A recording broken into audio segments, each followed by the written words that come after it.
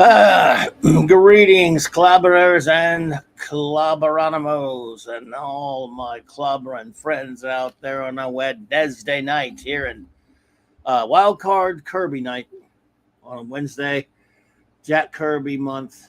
We continue to celebrate here on Clobberin Times. So thank you so much. This is, of course, Clobberin Times number 411 on YouTube, a little over 2 years now. But overall, it is 1,111, I guess. So, something like that. Anyway, so hey, my friends, what's up? Good to see you all here tonight. It is always fun to see you. Great to see you, my good buddies. I'll take a look at who is here in a brief second. Let me just, I guess, get started. Take care of some show notes. Get some of those out of the way first.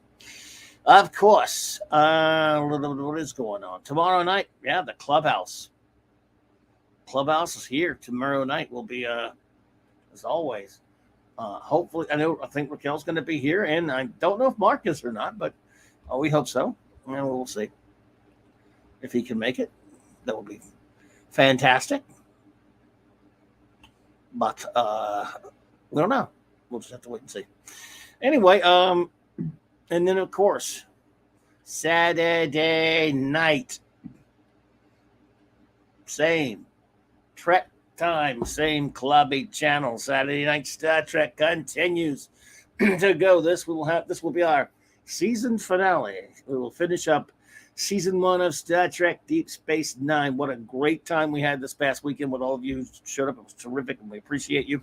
And, of course, I hope we have a wonderful time. I think we will have a wonderful time this Saturday night with 3 episodes and then a bit of a season wrap-up, wrap party type thingy we'll do like we always do. So that is fantastic fun. And then, of course, hopefully Sunday Night Geekery will return on the great Mark D. of the Seas channel. I think that's coming back. I think he will be back for that, and that'll be 10 p.m. Eastern. And so we all look forward to that, of course. And Monday night, speaking of our great chief engineer, Mark D. with a C, we will have a Clobby's Classic Comic Review and celebrating Jack Kirby month. Let's celebrate what some may argue is his greatest comic of all time. I don't know if it is. Maybe for me it is. Fantastic Four number 51. This monster. So I'm looking forward to that. I love doing the Clobby's Classic Comics reviews, even if I can't say it properly. It's always been a lot of fun, and this is a comic I've thought to review for a long time. And we will beg the question, is it the greatest Kirby comic of all time? But we don't know. And quite frankly, who is equipped to answer that question anyway? You know what I mean? Maybe nobody. So, but we're going to try it anyway. And again, remember, folks, it is Jack Kirby month. And I had a great time Monday night hanging out with Minimus doing Kirby stories. I'm sure a friend of mine out there in the audience will get that one. And it was great fun hanging with Minimus, talking about meeting Jack and talking about a lot of other things Kirby. And that was great. That was Monday Night Mark C Comics Talk the other night. And I appreciate Minimus hanging out with me on that. Tonight will be a bit different. Kirby Obscura. We'll talk about, look, when it comes to Kirby, we all know about this gaggle of characters that he created just for Marvel alone.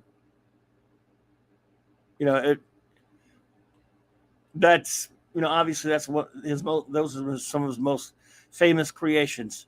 But tonight we'll talk about a little bit.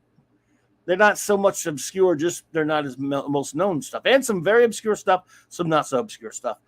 But before I do that, I want to say my hellos to my wonderful friends who are here with me tonight. It's always great to have you guys hanging with me. I do appreciate it. Every August is Jack Kirby month on Clobberin Times, and always will be. And so but tomorrow night. Oh, by the way, I totally forgot my show note for tomorrow night, man. And I better get the picture for it too. Why didn't I put that up there? What is wrong with me? Because I mentioned the clubhouse. Now I don't know if Mark will be here. Nevertheless, this Friday is another special birthday. Like I said, it is Kirby month, no question about that. But there's another great creator who has a birthday. And he will be celebrated in the mighty Clobberin time manner. And I got to find his. And I know I had a picture that I made, and I don't know what happened to it. Oh, I bet I do know what happened to it. I bet I do know. I'm just such a dumbass, I've forgotten. So, but I want to do it justice. Why do I forget stuff like this? Ugh, man. Where are you? Where are you? Where are you? You. Well. Well, crap. Man, I thought I had it.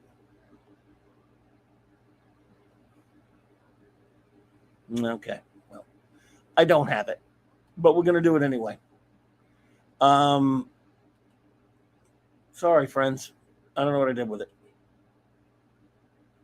But we will celebrate the birthday of the great Gene Roddenberry because we are, of course, Star Trek fans here. And I don't know what I did with my damn picture. Indeed, I deserve the agonizer for that one, buddy, because I don't know what I did with my damn picture. But maybe I just forgot to send it to my email or something. But I know I made a thumbnail of it because it's up on my it's on YouTube. So I'm just gonna have to resend it because I don't know what I did with it. So annoying. I'm gonna go get it. But before I go get it, I'm gonna do my hellos because I'm glad to see you, friends. Thank you all for being here with me tonight. Sorry about all that. I just totally forgot about it. Phantom Outsider, good to see you, bro. You tagged Narat and Axamanda Bear. I don't know if Narat's here, but or Narat, hey there, if you are. The great Larry, what is up, my friend? And of course, the extraordinary Chris Persia. What's up, buddy? Thanks again for all you do. It's good to see you, my friend. Thanks for being here, bud. And speaking of buds, the great D. Bud Martin, the man of iron, is here. Wagnar, what's up, buddy? And one of my greatest friends ever and longtime friends, Ace Cast Iron. Bro, it's good to see you, man. And we need to get back on one of these days and hang out again, bro, because I miss having you on here. I hope you're doing great. And thanks for popping in, bro. Appreciate you. Let's see here. Man, where is that damn picture? I know I have it. We just come on, dude. Where are you? Email's being cranky. All right. Well, that pisses me off.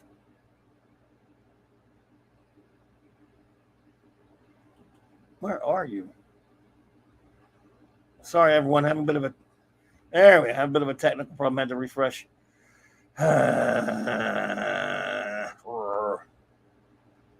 Well, it's been one of those kind of days. Going backwards all day. Doing too much and getting zero accomplished. It seems like that's the kind of day I've been having. So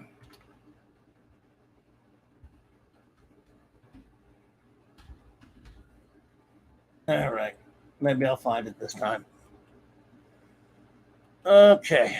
Sorry, everybody. I had to go check for it. But yes, absolutely. I totally deserve the agonizer for that one. And I didn't sleep last night.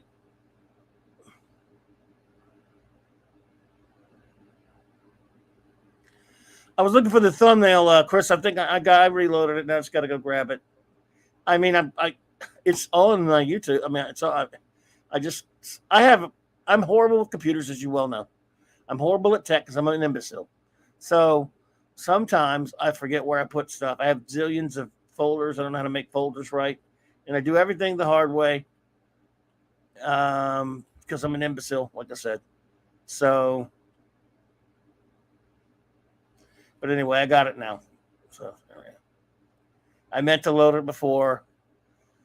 So yes, the Clubhouse tomorrow night.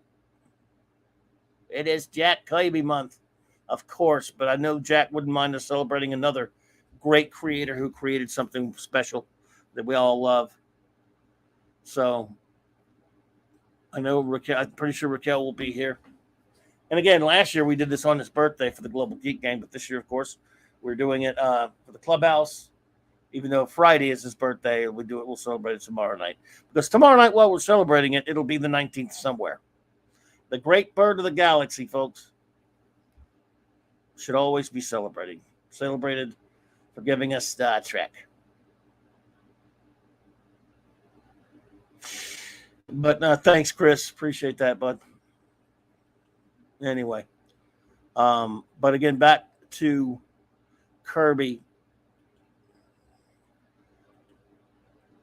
Obviously, everyone, when you think Kirby, sometimes people don't really realize the scope of his creations. Hello there, they're not an Amanda Bear. Good to see you, buddy. In the sense that, obviously, Gene is known for creating Star Trek, and that's it. I mean, he did a couple other things that were, hey, Monsters Maniac Mexico. Good evening.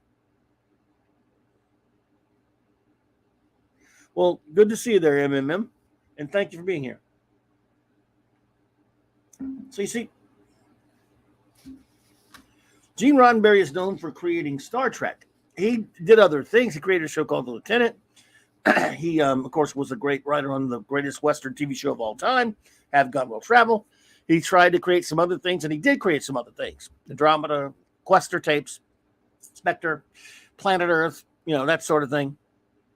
But the thing he will always be known for is the one thing. I mean, the other stuff people are interested in, and they're great, but it's Star Trek. Let's just be honest. Just like George Lucas, whatever else he tried to do. I mean, American Graffiti is a good movie. He did other, some other good, but everyone will always be Star Wars.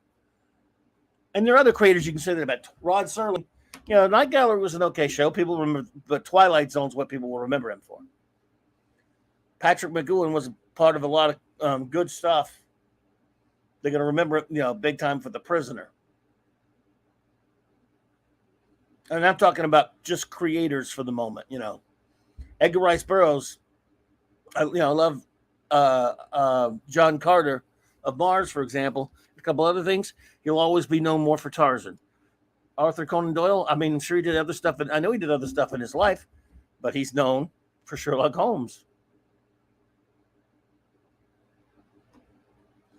Yeah, Earth 2. I'm like I say, Roddenberry created other things. Star Trek will dominate. It'll always be what he's created, what he's known for. Kirby's not like that. Kirby, no one's going to say, "Oh, no, Jack Kirby, the guy that created Captain America," and stop there. They're not going to say Jack Kirby, the guy that created the Fantastic Four, and stop there. They're not going to say Jack Kirby, the guy that created the Avengers or the X-Men. They're going to say Jack Kirby, the guy that created.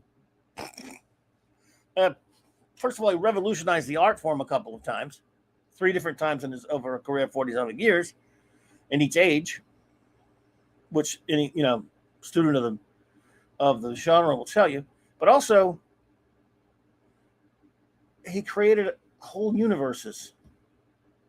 He created lots of idioms and concepts, ideas, and just through art and story to boggle the mind how many he's done. There are too many to contemplate. Hungry Boy, what's up, buddy? Hungry for a sequel to Bubba Hotep. I like Bubba Hotep. I don't know what made you think of that, but that was a fun movie. Good to see you, Hungry Boy. Excuse me, pardon me. I was reading an old Avengers comic from 1980ish or something today, Hungry Boy, and I thought of you because I hadn't opened it and I hadn't looked at it since 1980 or whatever. Avengers 197. And I opened it up. It has a Perez cover, I think. And I opened it up and it's pencils by Carmine Infantino. And inks by, and it says Jack's Little Helpers. And I'm like, Jack? And they describe at the bottom of the page of the splash page, because Jim Shooter's a wise guy. It says, well, our normal, sometimes regular inker Jack Abel, who, by the way, I don't remember him making a lot of Avengers, but anyway, say got sick, so a bunch of his friends inked Carmine on this one. See if you figure out who it was or whatever. And boy, I tell you what, they sure overpowered Carmine to make the art more tolerable, I should say. But anyway, just thought of you when I saw that there. Kirby created so much, though. There's no one more prolific as a creator or an artist and a storyteller, and it's not even close. And there are plenty of guys who did a lot of things. Again, and I was naming some other examples. Just go to comics for a minute. Jerry Siegel and Joe Shuster, obviously they created Superman. Siegel Shuster created Slam Bradley, but do people that remember that really outside of comic book people? No. Along with Bernard Bailey, I think Siegel created the Spectre, but no one really thinks about that. Siegel did a couple of other things. A lot of these guys do a couple of other things here and there, but Siegel and Schuster, Superman, that's it. Gardner Fox, yeah, he created a lot of different stuff, a lot of different things. So you can't, Gardner Fox is one of those few you can't really pin down one or two things. There are a few, there's a lot of stuff, but and Bill Finger had a few different things. But I mean, as far as a legend, Kirby is tied to so many things. And again, like I said, you got your big guys.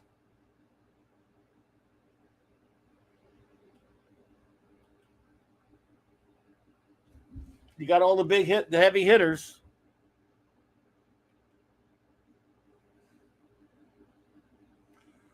And but then you have when I say Obscura, some of these characters aren't that obscure, but they're, for example, no matter how much you love Commandy or OMAC, they're backbenchers compared to the Fantastic Four or the Avengers or Captain America and what have you.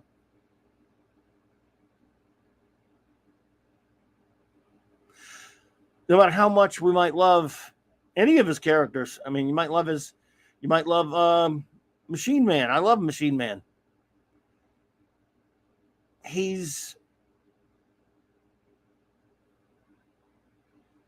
a second, third stringer compared, to the Hulk or the Thor. At DC, oh yeah, he created the original Manhunter, Paul Kirk. That's absolutely right, Hunger Boy. That's what I'm saying. But at DC, see, look, if you look at your lower left corner of this picture here, Hunger Boy, you'll see the original Manhunter right there. A revival that he did of him anyway.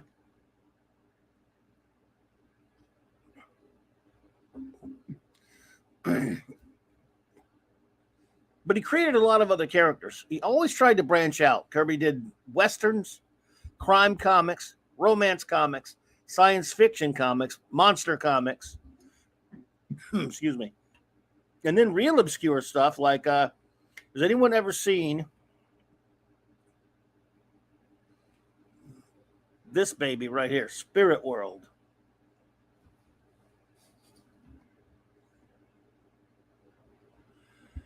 They had this company called Hampshire Distribution or whatever in the early mid 80s, 70s. Hey, Steve Mitchum, what's up, brother?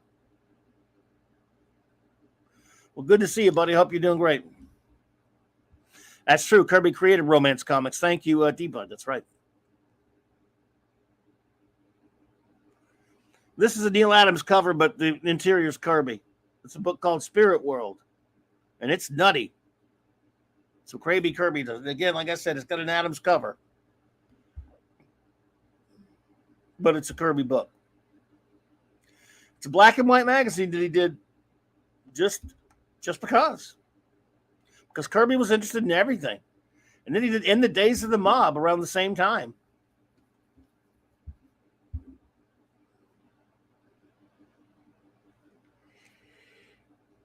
Why? Because Kirby was everywhere. He did work for. He did concept art for Roger Zelazny's Lords of Light. Did you know there was going to be a? They were trying to. I mean, there were plans. Brian Hepburn, good to see you. There were plans to make. Roger Zelazny and some other people were talking about making a place called Science Fiction World, like a Disney type of Disney World type place called Science Fiction World, like a theme park. And Kirby did a lot of designs for it.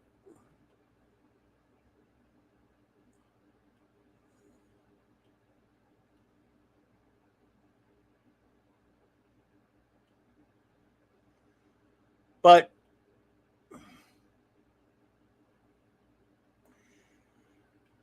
in the late '70s and into the early '80s, he also went to worked at Ruby Spears, the animation company.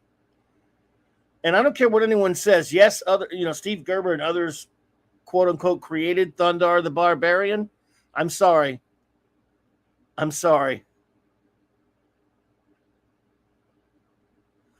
Guagnar, no, sir. Kirby never did anything with Star Trek.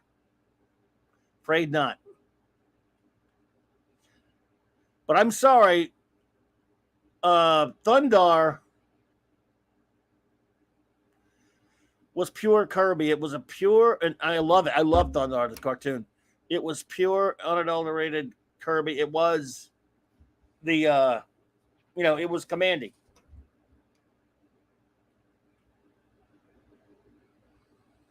I'm sorry, no two ways about it. Which is nothing wrong with that. I love it. Just as the kids say, just saying. Just saying.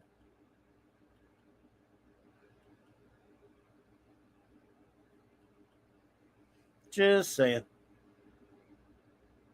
Because that's what the kids say, right? Do the kids say that? Who says that? I think it's the kids. Someone says it. And Kirby never did anything Star Wars either, except this Topps card.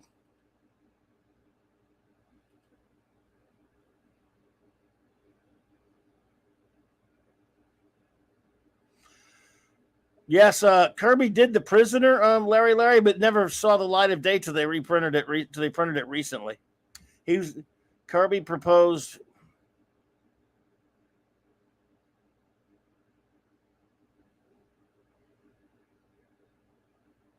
Brian Hepburn says, "The world of City Marty Krofft was a trippy amusement park. Wonder if it would be like that. It would have been bigger. The world of City Marty Krofft once stood where CNN Center stands now in Atlanta. In 1990, when I went to Atlanta's Fantasy Fair, it had been gone for like over 10 years, or about maybe 10 years, and there were still some of the setups and stuff for it. But yes, he sort of did The Prisoner. Yes and no. I mean, I have the big Prisoner book that they printed, that they did from Kirby, but it never saw the light of day until they did something similar to an artist edition a couple of years back, which I was lucky enough to get.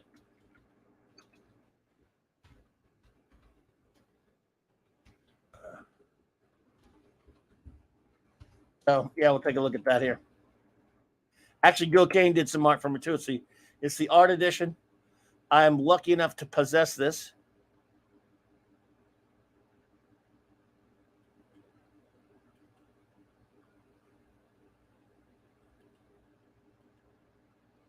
Let's see.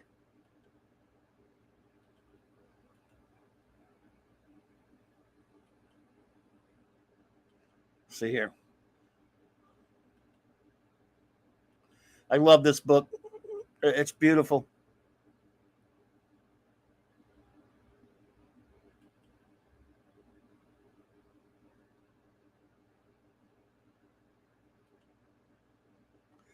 I have this book in my room right now.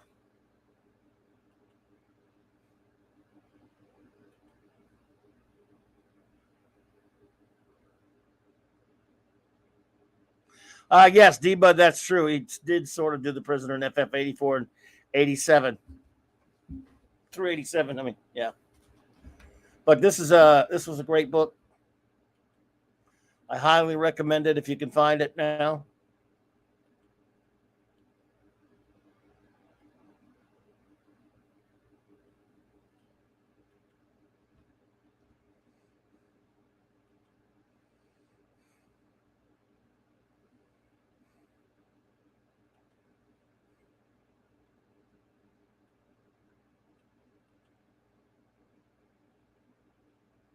Nice stuff.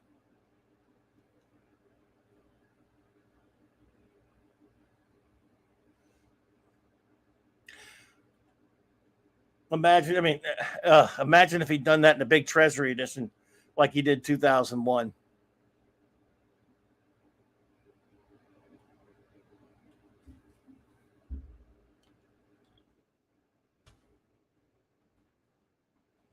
Speaking of, again, unless you're a Marvel Comics geek, when you think 2001, A Space Odyssey, you think of Stanley Kubrick. But a comic geek thinks a little bit of Kirby too there.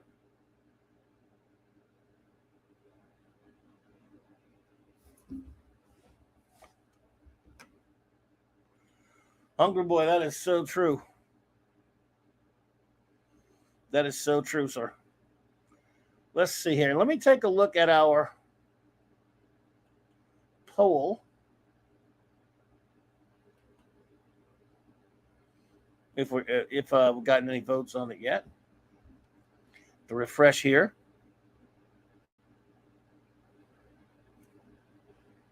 Wait a minute. Oh boy, come on, computer. Hello, computer. This thing's slowy now. Well, crap. Come on, dude. Damn, it's slow.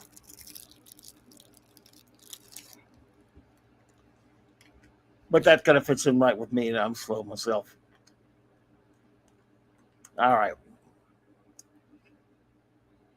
J-Man! What's up, bro? Good to see you there, buddy. Okay, our poll so far has had 16 votes. Okay. What, if any, era of Kirby's art do you prefer? 25% said Golden Age, 69% said Silver Age, and 6% said Bronze Age. I'm going to surprise you here. Obviously, I put Silver Age slightly at the top, but Bronze Age, I don't know. In some ways, I love it as much. I'm almost a dead heat. I like the Golden Age stuff. But when you think, look at this. Look at what you're looking at right here. For example, that's Bronze Age right there. Bronze Age Kirby got crazy. I guess that's why I love it so much. His art got wackadoodle, man. I mean, as far as, yes, the figures looked a little more bulbous, I suppose. Bulbous. I'm sorry, dumb word. Bulky. Latino said, what's up? Hey, Paule, what's up, buddy? Just celebrating some Kirby here. Just talking a little bit about Jack Kirby tonight on Jack Kirby Month. Tonight's topic, some more obscure works. And that is, of course, my great friend Paulie and Latino Slant popping in there. And it's good to see you, partner.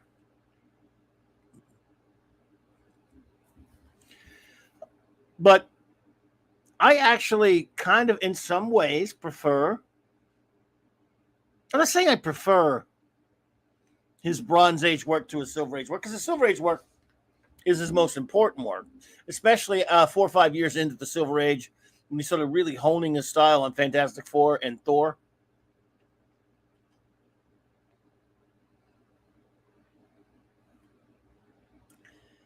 But remember, you had this level in the Silver Age, and then in the Bronze Age, just started going crazy with the obscure stuff. I mean, this is just, I love how insane his work got. I mean, it really, he took a, I don't know, man. Was it more dynamic? I don't know. It was just as dynamic as the Silver Age stuff. But he really just went crazy over the top with some of it, which I love. Love him for doing that.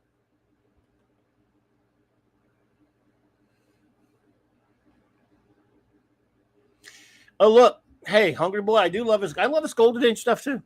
His Golden Age stuff is radically different from, I mean, Silver Age stuff.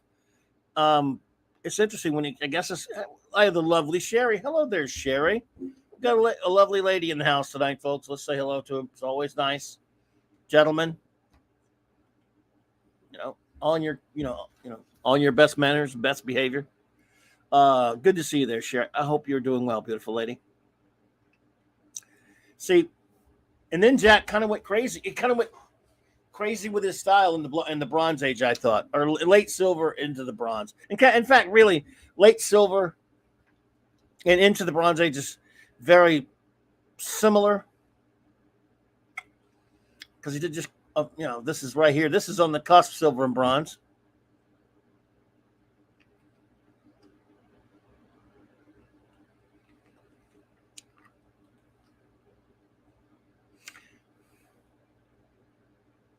Well, thank you, Claude. Thank you there, Paulie. Appreciate you there, bro. Good to see you. And it's just crazy. But I mean, the Silver stuff's tough to compete with, isn't it? It's tough for me to pick.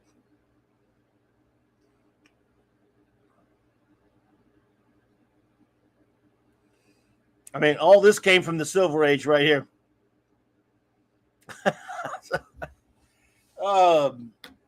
That's why you can't really put them into a box that much. It's tough. It's tough for me to choose between Bronze and Silver. I got to go.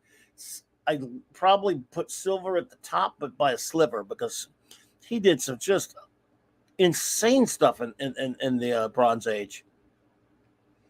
So you're talking about this unbelievable creative force, Jack. Like I said at the outset of tonight's show, Gene Roddenberry, you say Star Trek. Whatever else he did, you say George Lucas, you say Star Wars. You go down that list. Siegel and Schuster, you say Superman. Edgar Rice Burroughs, you say Tarzan. Conan Doyle, you say Sherlock Holmes. Oh, Bram Stoker, you say Dracula. All these other creators, writers, they have one thing they're known for. Even though they did other things that were, in some cases, people might like better. Jack, you can't do that. Even in comics, there's nobody you can really do that with. Maybe Gardner Fox. With Jack, I mean, you can have a favorite creation of his, of course. When you sit there and say, you start lining them up, this is a guy that created hundreds upon hundreds upon hundreds of characters, concepts, ideas. That's why I will fight anybody on it and say that it's not hyperbole when I say he's the greatest creative force of the 20th century. Yes, he was in a medium that doesn't get any respect. Cardinal Sin, what's up, buddy? Good to see you, my friend. Thank you for your very kind $10 super sticker. I appreciate you, buddy. Thank you so much.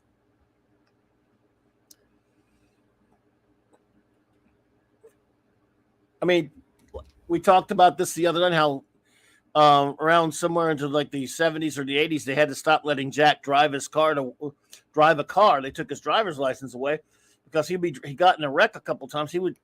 His mind was so bristling with ideas. All he could ever do was think about things and create things and draw things and write things and conceptualize things. He didn't really do much of anything else. He could make a story out of anything. He could make art out of anything. And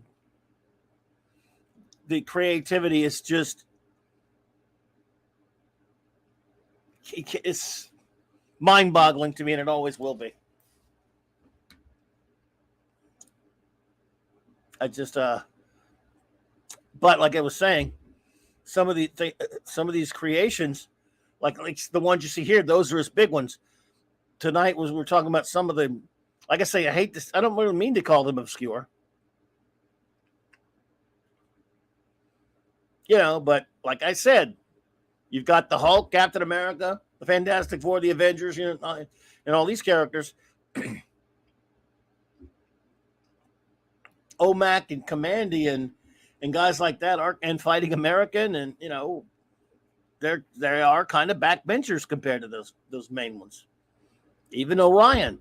Darkseid's probably probably the only DC creation he had that could stand in there with that group of Marvel characters that they created.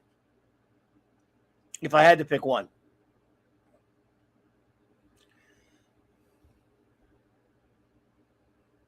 If I had to pick one, I'd say Darkseid is the one that can stand there in that with the most famous of Kirby.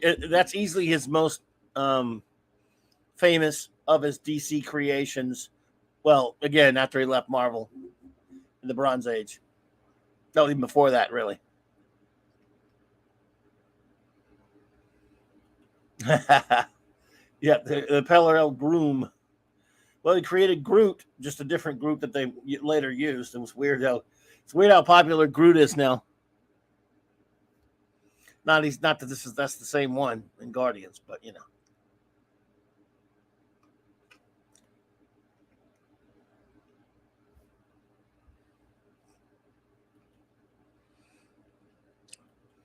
But Commandy, I mean, I love him though.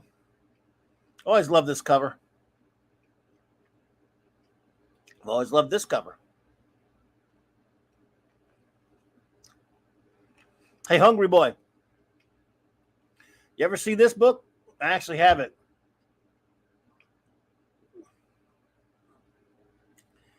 It's pretty interesting. I think I may have showed it to you before. I'm not sure. This has like 100-something Kirby penciled sketches that were, and the normal version is just the sketches, just the pencil pages. This has them inked by 125 top. In other words, at that time when they're all these different artists, all these artists and inkers, all got a shot at inking a Kirby page. I love this book.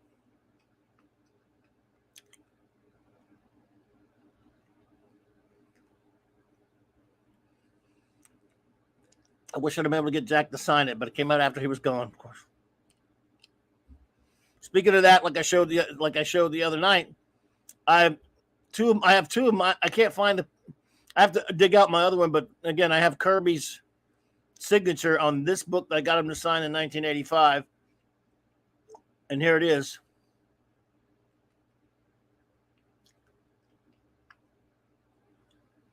I know I show it off too much.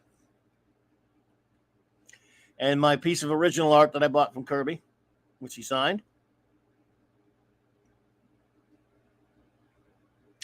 I'm not so sure a sequel to Boba Hotep would be a good idea. I love Boba Hotep, but you think Bruce could really, would Bruce come back for a sequel? Would John Cascarelli direct it? I wonder. But I do love Boba Hotep. It was funny. It was a fun movie. And then The King and I labeled this picture. Which one? You can't really see that too well. Yeah. That was terrible. We'll get this thing cleaned up one day. The King and I, and Jack's Got My Back.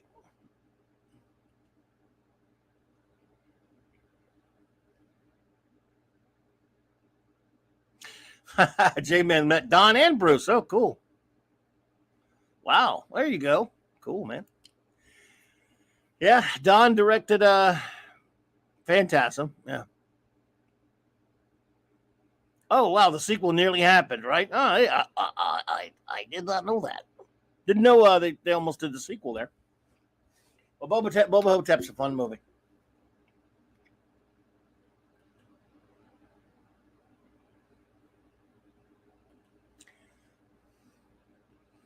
So, Angus Scrimm, that's right. So one of the things that I was talking about earlier was how in the late 70s and early 80s, Kirby was hired by Ruby Spears, the animation company, of course, to create a bunch of things for them. And like I said, one of my favorite cartoons of all time is Thundarr the Barbarian. Well, Thundarr,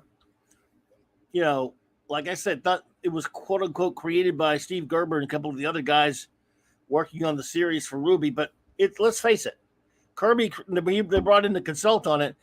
It's still Kirby creation in the sense that Kirby, I mean, it is, look, Thundar is Commandy. It's a total swipe of Commandy, which is fine, by the way. I love the Thundar show.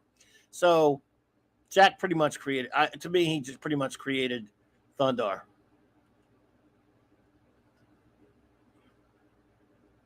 And then he created, I mean, they asked for Kirby to create a bunch of different ideas and do concept art for cartoons, and he did. I have there's a trading card set came out in the earlier mid 90s that had art from those designs he did for Ruby Spears that were never used. There's one. There's some nutty concepts. This is what Jack was just crazy with his ideas sometimes, and they're hilarious. The Garcoids. What are Garcoids? I don't know. But Jack knew. Power Planet. He basically put the thing on that one. Power Planet. Some of these from rough sketches that they inked and colored, by the way.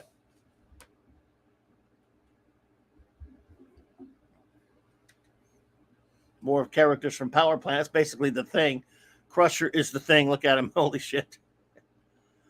This guy cracks me up. The Cassette Man.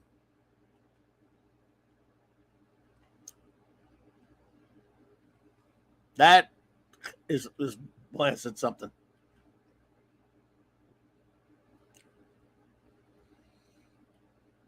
I want to live in the Kirby world with Kirby machines. Scanner.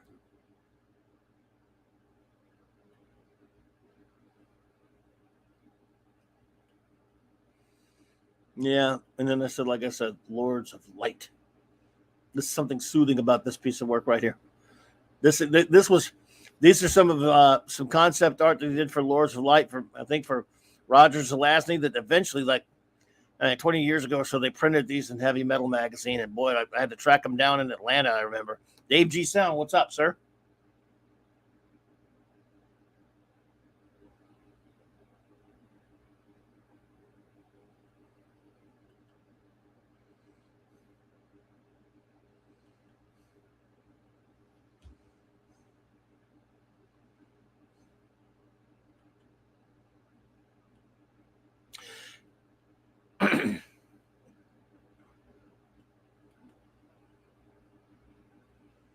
So let's.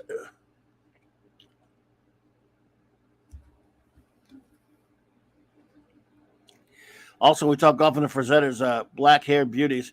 Kirby had just as many. Thank God. Yeah, he did. He did. Hungry boy. He did indeed, sir. Absolutely ishness.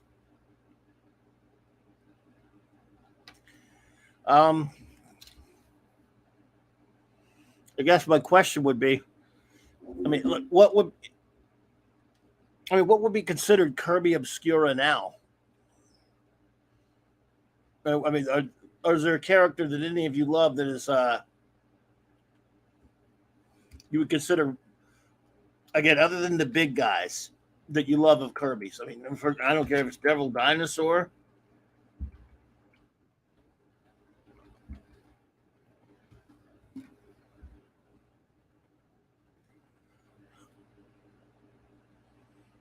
I mean,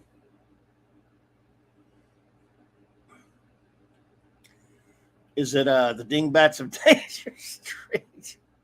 Oh, good Lord. I'm kidding. Is it some of his love stories? Hey, Decepticon, what's up, man?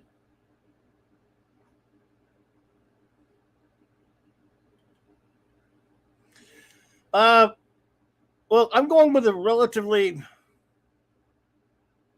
Yes, Guagnar, he did do the black hole. Basically, what I'm saying, I'm loosely using the term obscura. Sean, good to see you, Sean. By the way, I'm going by, as you can see, some of the stuff here. It doesn't necessarily have to be that. It's compared, for example, Captain Victory and his Galactic Rangers, or even Machine Man, or even Eternals. they're backbenchers compared to the Fantastic Four and the Avengers, Captain America and stuff like that. Also, as I talked about a little while ago before you came in, Kirby did some mags in the early 70s that not too many people know about, called In the Days of the Mob and Spirit World, although it's an Adams cover. It's got Kirby interior. He did. It's just in such an incalculable amount of work, it'd be impossible to cover it all here. Yes, he did the Vision in the Golden Age. That's true. Again, we talked about that as Golden Age art. He did in the Golden Age, of course. He did. Was it Blue Bolt, Manhunter? The he did his own version of the Sandman, Stuntman, the Vision. He did so much; it's just impossible to cover it all. And of course, later toward the end of the Golden Age, you had moving, closer to the silver, Fighting American, The Fly.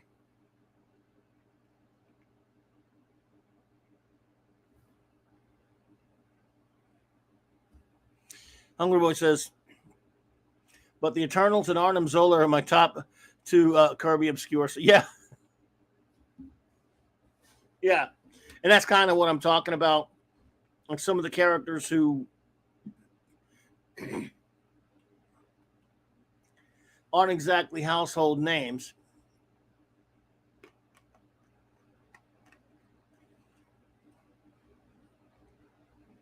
Like Fin Fang Foom.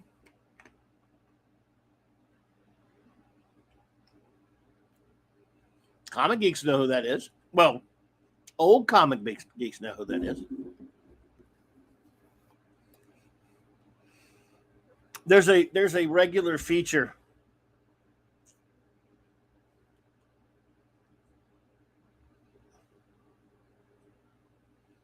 in my beloved Jack Kirby Collector.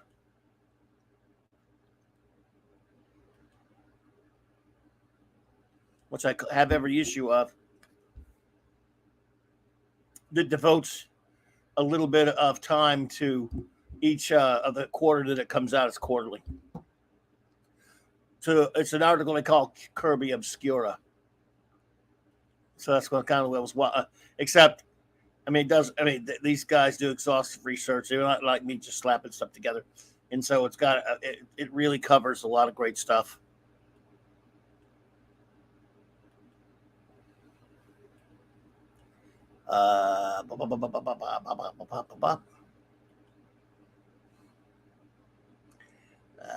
For example, let me see up in here. For example,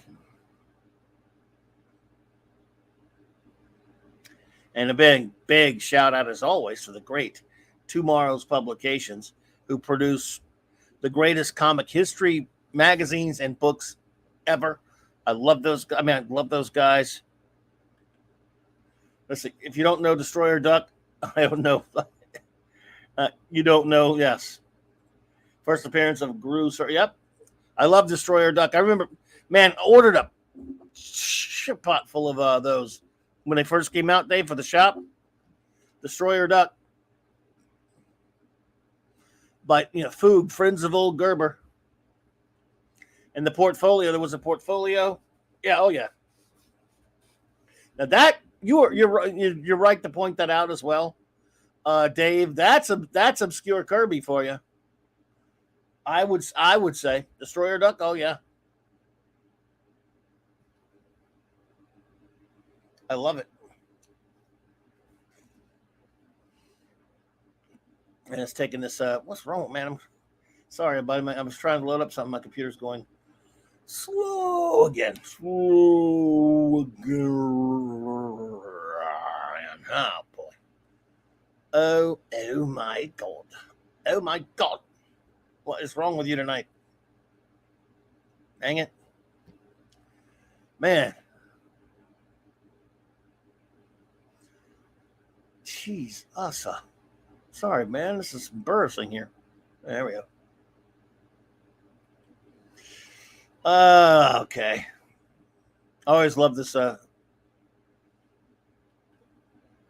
this picked roll. Yeah. Pick right up in here. There we go.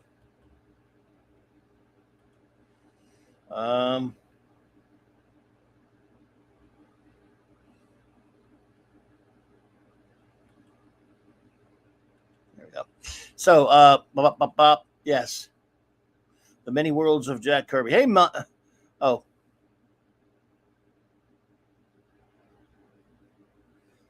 Hope the Kirby estate got something. No, for Morgan Edges, I don't think so. That's DC, so no, he didn't get a damn thing for that, I'm afraid, Sean. Andy Masterson, what's up, bud? Good to see you, man.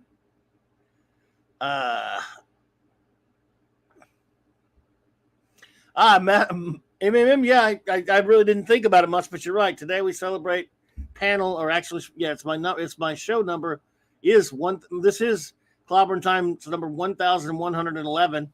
What a number! Congratulations. Yeah, it is that. Come to think of it, yeah. Thank you. So much for devotion. Oh, well, I've been doing this about 13 and a half years, I guess. So 13 plus years. Well, I appreciate you. Only 4 plus years on YouTube, though. I mean, 2 plus years on YouTube, and it was 11 on Blog Talk Radio, which nobody. I mean, I'm not. Nobody really even remembers Blog Talk Radio, but it's still there, though. So let's see here.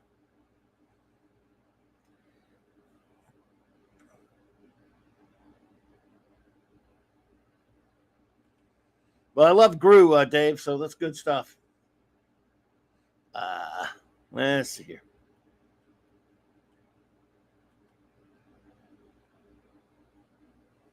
The Many Worlds of Jack Kirby. Now, again, I don't show much of this. I only show bits and pieces of this mag because this. I'm trying to. I just don't want to step on the toes of my friends at Tomorrow's, but I do like to show bits, some of their mags, to show people what they have. If you are a fan of comic book history. I mean, Jack Kirby collectors. I have every issue, like I said. J-Man. Take care, buddy. Thank you so much, bud. Thank you. Appreciate you, man. Have a good night, man. I just love their magazines and their publications. So, I try to advertise for them as much as I possibly can.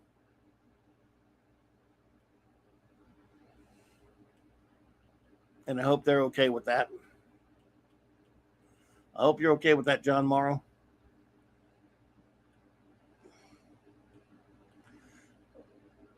Yeah, let's see here. Wow.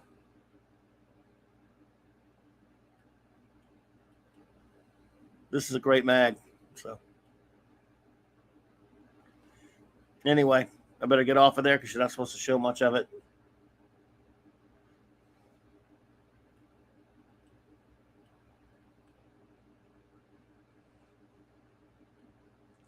Or just show like bits and pieces. So see, there you go. There's my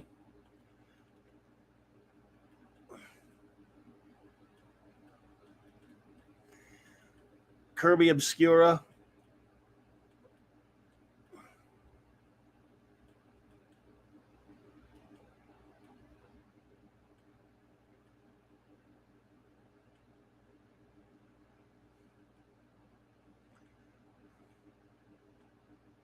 Hey, it went away. Where's my? I found it and I lost it. Well. Kirby. Oh, here we go. All right, Kirby on display now.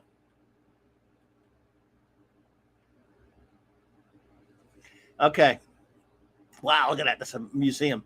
If I were able to, like, you know how people like to do the silly hypothesis or the dream thing. If I won the lottery, well, if I won that $1 bazillion thingy, you know what I would do? Well, after I have a little fun with some, never mind. Agatha Harkness is growing up enough to WandaVision. Agate's getting her own TV show. Hope Disney shells out to the Kirby family at least a little. That would be nice, but I don't know.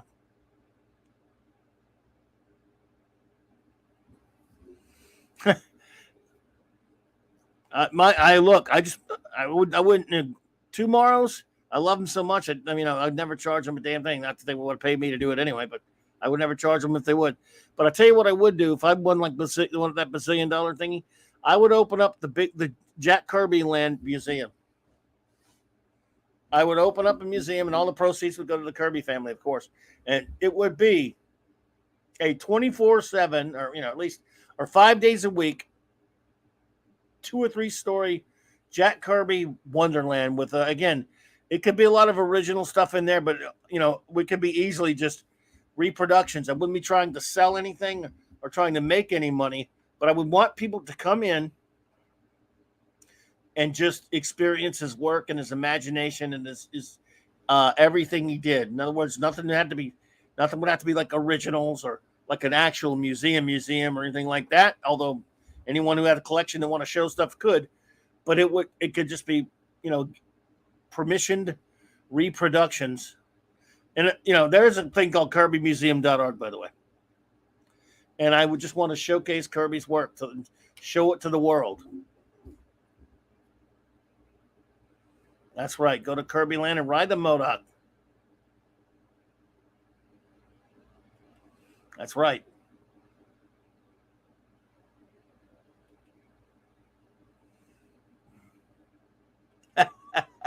You got it, Wagner. Ride the Modoc. I like it. Yes, I would have a Galactus head. I'd have a life-size Galactus built to scale. It would be all wall-to-wall Kirby representations of all of his art and creations. It would take a lot of space.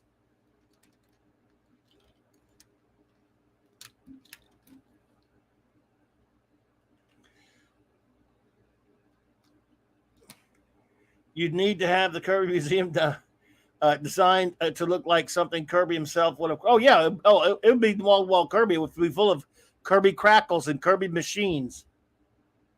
Janet from another planet, damn it. Janet, I love you. Hey, hey, good to see you, Janet. Beautiful lady. I hope you've been doing well. I haven't seen you in a while there. But it is wonderful to see you. Have you been streaming? You still doing things with your channel? If you are, everyone, please seek out if you know where her channel is. If you haven't subscribed already, please do. And also subscribe to the great channels of many of my friends here, like J-Man and everybody's. Cardinal Sin. Everybody's there. So, yeah, it would be wall-to-wall Kirby. I mean, it would be Kirby Land would be the greatest, man.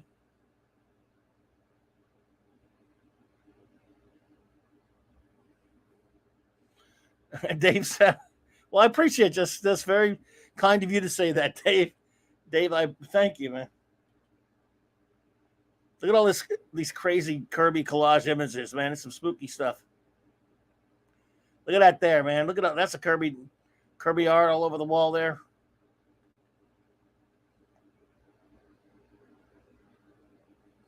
Wow, he's got a gigantic facsimile of 2001, the 2001 Treasury Edition. Yeah, the Kirby Museum is pretty damn good.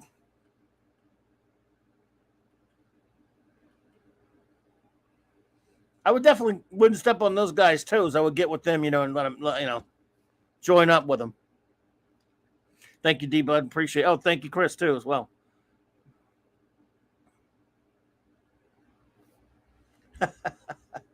I would just, man. Yes, sir. It would be wall-to-wall Kirby, but it would be open all the time.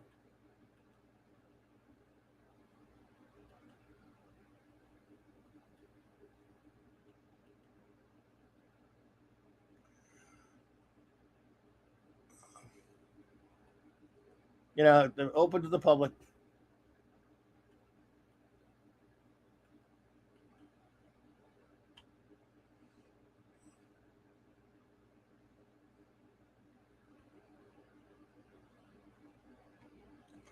So,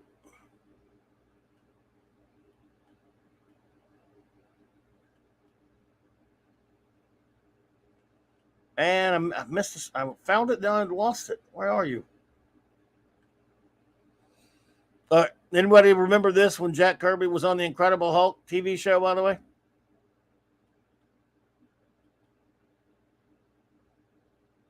And on Starsky and Hutch. That's right, Starsky and Hutch. Anyone remember that?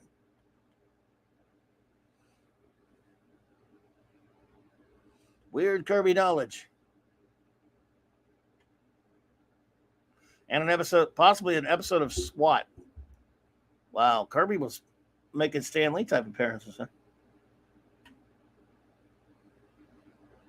Starsky and Hutch and SWAT in the 70s. This our Jack Kirby or some bit actor with the same name I watched. Yeah, I don't think that was the same one. I don't think he's the same one on Starsky and Hutch. That's what the article says, though. The article says no.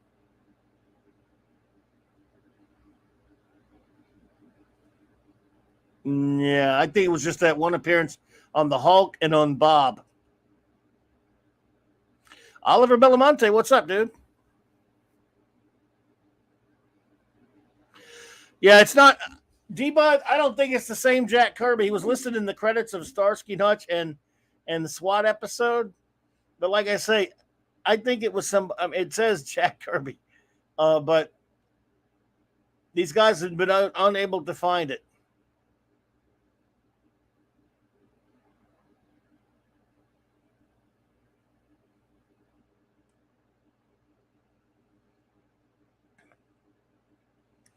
Hey, but who likes this little tidbit right here, though? This is why I love this magazine. We're talking about Jack and TV. Jack was on he played a concept artist on an episode of The Incredible Hulk, and he was on the show Bob as himself, which I remember. But however, Ray Wyman Jr. confirmed to me that years ago, Jack had pitched numerous ideas for the TV show Star Trek Deep Space Nine. None got used, but Jack got a third pitch with DS9 co-executive producer Ron Moore on one idea. Now, says confirmed, but it says, I don't know who Ray Wyman, again, take that with a grain of salt, because, Jack died right after, about a year after DS9 was on the air. Oliver Belamonte says, Clobby was a true Kirby-made Betsy Ross, mother of Betsy Ross and Steve Rogers' first girlfriend, and was also Steve's sidekick, a.k.a. Golden Girl. Was it true? Made Betsy Ross, mother of Betty Ross, and Steve Rogers' first girlfriend, and was also Steve's sidekick, aka Golden Girl. But I believe it is. Yes, that is from what I remember. And remember, Oliver, understand, I'm very old and I have Alzheimer's. Well, probably, but I do believe so.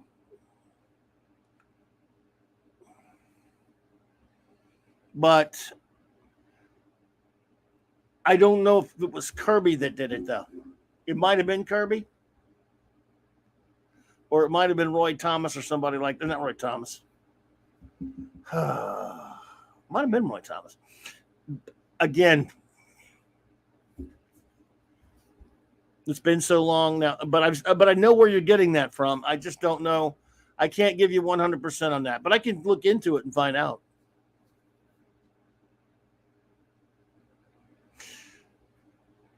Theme from SWAT, Rhythm Heritage.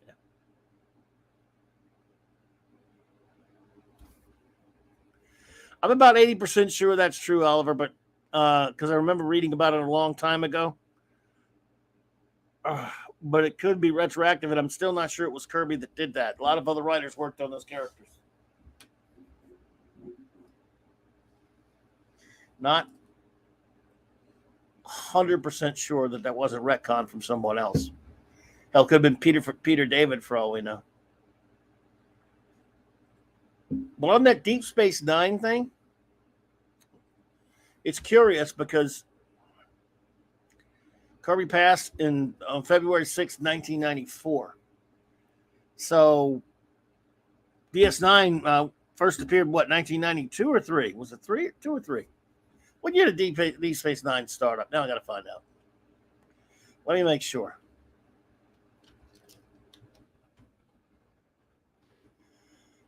All right. 93. Okay.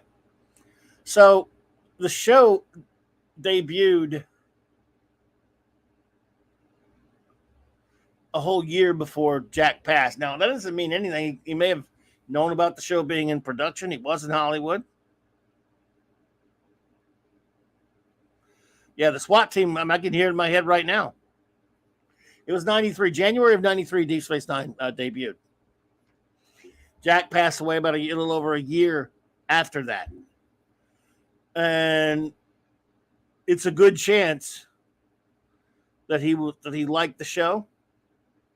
He pitched some ideas. If anybody could get the ear of a guy on Deep Space Nine, like Ron Moore or whatever, it would be a guy like Jack Kirby. Or, or anybody, a big guy in comics like Kirby or Elite or whatever, could do that. This article says it is confirmed. And by the way, the listings for for Starsky and Hutch and SWAT say that is probably Mark Evanier and Steve Sherman say it's probably a different.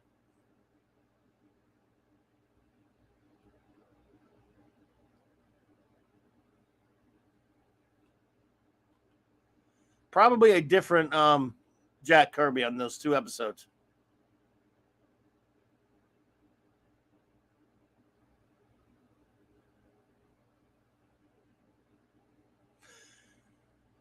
But he was on The Incredible Hulk and he was on Bob.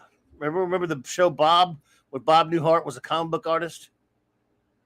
Kirby played himself on that show. Some actor being a wise guy, I guess, naming himself Jack Kirby. Sid Eastwarren. Hello there. Welcome. It's good to see you. Thank you for being here. The Deep Space Nine thing's interesting.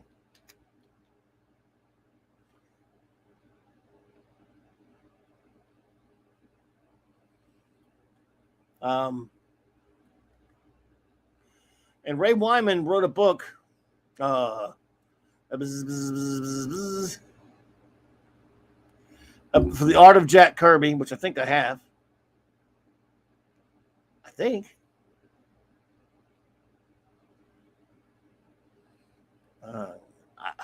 I might have it. I mean, there are a couple of Kirby art books I have.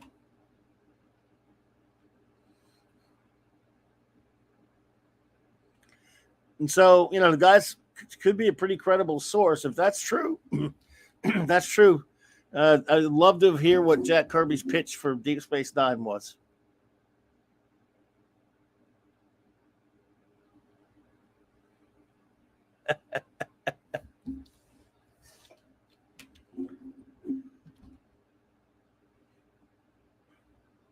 That's true. The Ted Knight Show, he was a comic book artist. That's right. And on Bob Newhart was a comic book artist who created a character called Mad Dog. I love that show. It didn't last long enough. I mean, it wasn't nothing as good as Newhart. That show was just unreal. I mean, even the Bob Newhart show, which was good, to me wasn't as good. In my opinion, wasn't quite as good as Newhart. But Bob was pretty good. And until they brought it back and kind of ruined it. But the first season of Bob, though, yeah.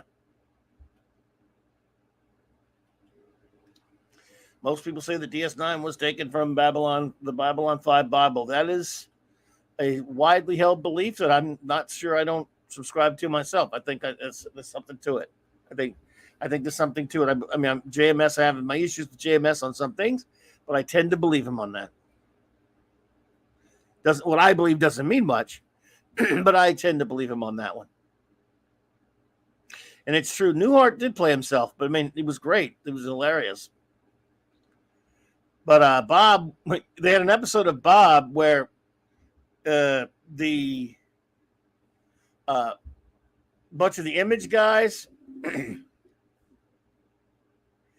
and Kirby and Sergio Aragonés and Bob Kane all went on there as themselves at a comics award show because Bob had been nominated for an award.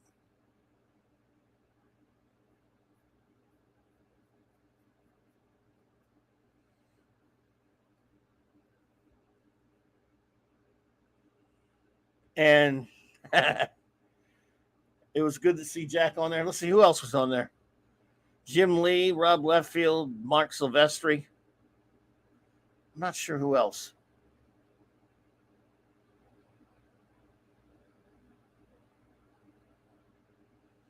Anyway, it was pretty funny. Bob was a fun show. I liked it. Again, nothing could touch Newhart, but it was pretty good. They even had an episode of Bob. I don't think it got aired or something until later, or maybe it was on the DVD set. I can't remember now. Where they were, it was like a flashback to the basically the comic book purity trials from Congress. You know, the congressional witch-hunts from Congress, and when they went after the comics code and stuff, the Frederick Wortham seduction and the innocent type stuff. When so that was pretty interesting.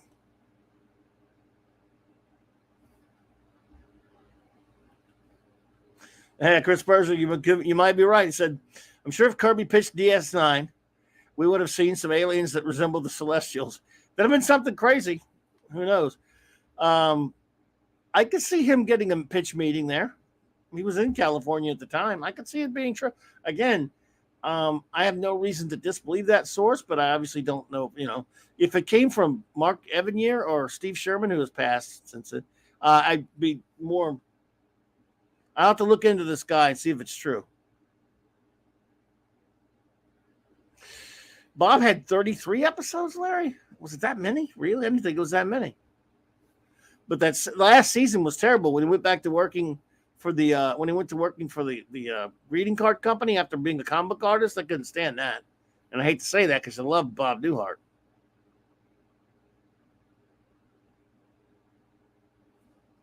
Anyway,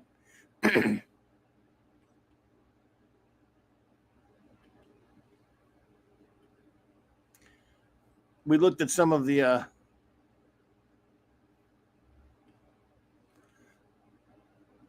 more obscure Kirby stuff.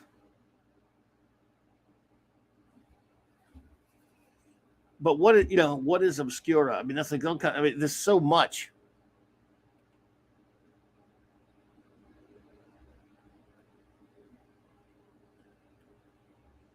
I was trying to find, man, my Obscura article. Where are you, dang it?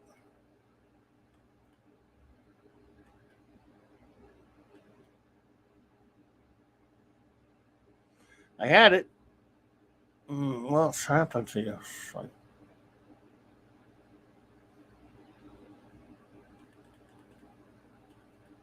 Oh, here we go.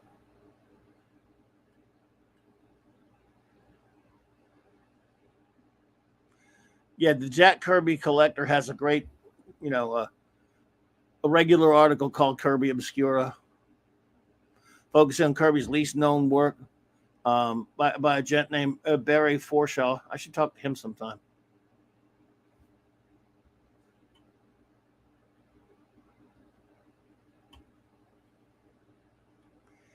And he goes into the real, like, for example, Kirby stuff from House of Mystery and Tales to Astonish. It is monster stuff, because again, it is obscure compared to the big name stuff. Dave G says, I asked my wife if Star Trek was real, and when she said not really, I defined how it was real. I accept challenge from all dark horse contenders to prove me wrong. Well, I think it's real too. It is real. It's really a TV show. It's a real TV show. It exists as a TV show. Fiction, it may be fiction. Doesn't mean it's not real. It's really a TV show. It's really a show. So there, doubting Thomases. Star Trek is real. It exists. Yes, sir. Remember, as Spock said in Star Trek 4, nothing unreal exists. Star Trek is real. It is a real TV show. Error. Standard lies. Star Trek is real. And Kirby is real. Let us check our poll, folks. As soon as I refresherize this thing again. Dang it. Takes a second here. I'm having a feeling we'll be surprised by. I'm already surprised by this poll a little bit.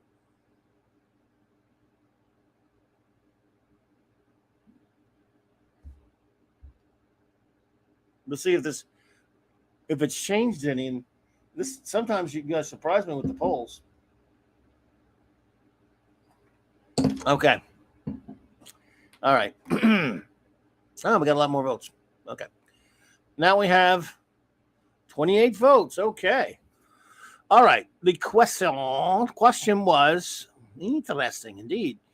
Which, if any, era of Kirby's art do you prefer? In the lead by a huge margin, though this is not surprising, is Silver Age at 68%. And in a much closer now race, we have Golden Age at 18% with my poor old Bronze Age at 14%. It's tough for me to choose between bronze and silver, but I have to pick silver as well. But I prefer both of those over the Golden Age, which I do love as Golden Age work, of course. And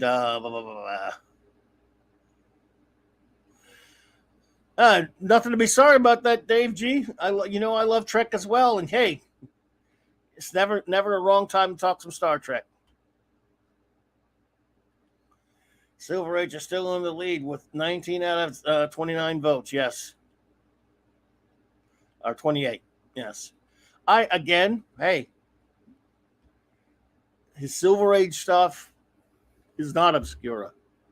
It's his most famous. I need but show this to give you an example of Jack Kirby's Silver Age mastery.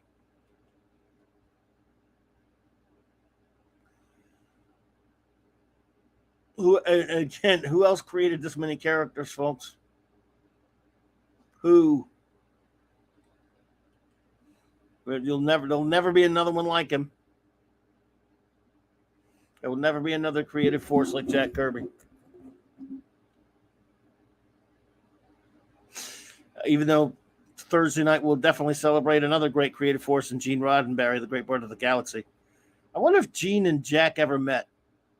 I know Jack's met George Lucas. I'm pretty sure Jack Kirby met George Lucas. I don't know if he ever met Gene Roddenberry. But he may have. I don't know if Gene was much of a comic book reader, but I'm sure he did respect. Gene did respect great creators. So yeah,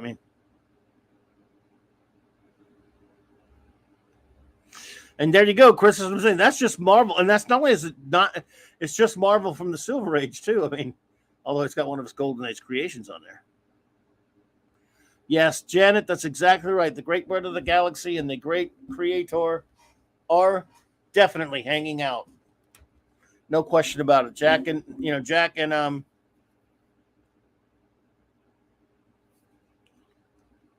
Gene are good buddies in the creators in that creator's afterlife. No question about it. The genius of the things that they did will live on forever.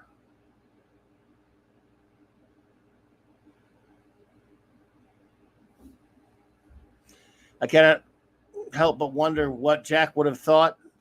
See, Jack was a very mild guy, so I'm sure he wouldn't care for what's going on with comic books right now. But he wouldn't go out there and pick on anyone either. He just didn't do that. Larry says, who drew the old Gold Key Star Trek comics? Well, there are a few different artists. None of the big names that did any of the mainstream stuff. What's that guy, Giolitti, and there were 3 or 4 other ones. Of course, George Wilson did some great covers for those Gold Key comics, but none of the guys that drew those were big names for the big companies, though. Larry. And so, other than, oh God, what? Now I can't remember his name. Shit. I'm drawing a blank on the names, but none of them worked for the. That's the thing. Not a lot of people who worked for Gold Key. Some did. A few people who worked for Gold Key went over to DC and Marvel, but not many of the artists, it seems.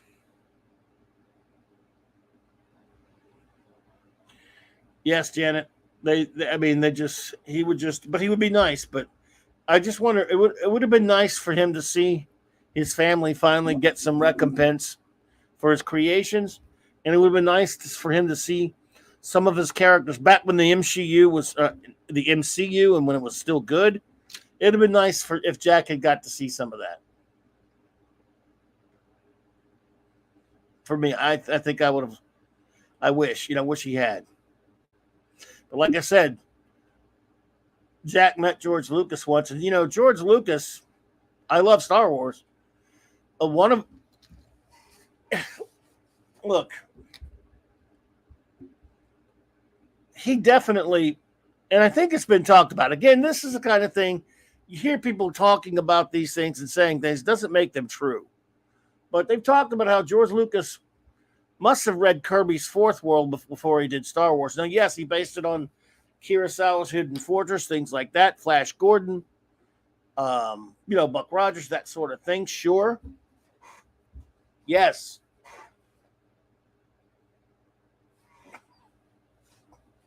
But I think a good bit of Kirby's Fourth World is in Star Wars.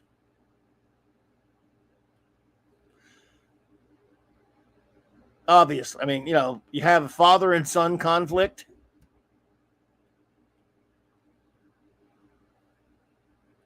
I mean, that,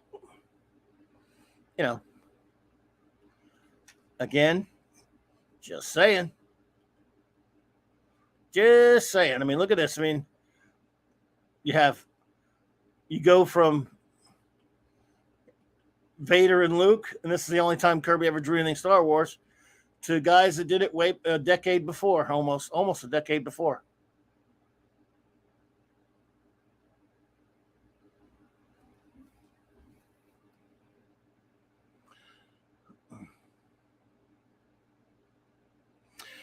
Dave used to say, watch or listen to some variant of Trek at almost all times to the point where people think it's odd.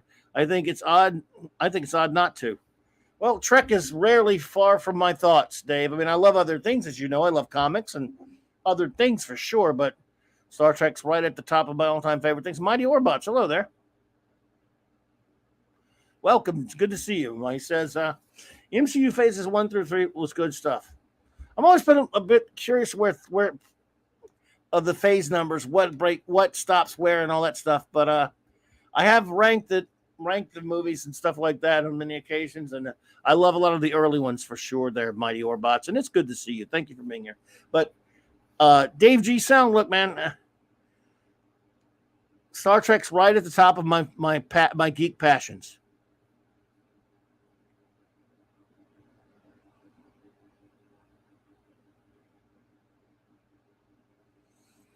I mean, do I love comics more than Star Trek? I don't know. It's almost very close to a toss-up. So, but I love a lot of other things too. So once in a while, my mind is, I may not be talking Trek, but I talk Trek more than just about anything else. So nothing wrong with that, Dave G. Sound.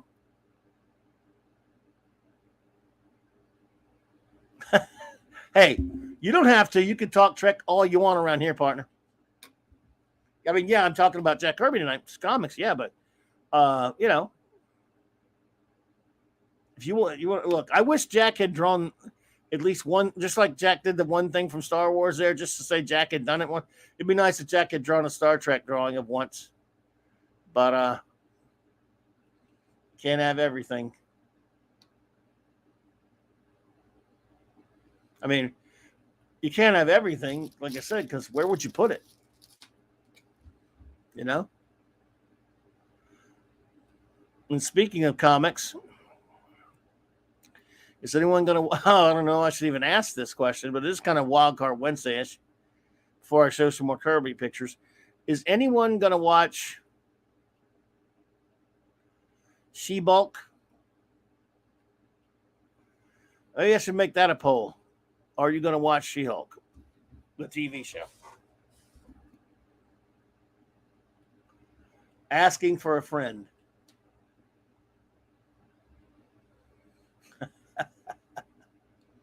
I'm just curious.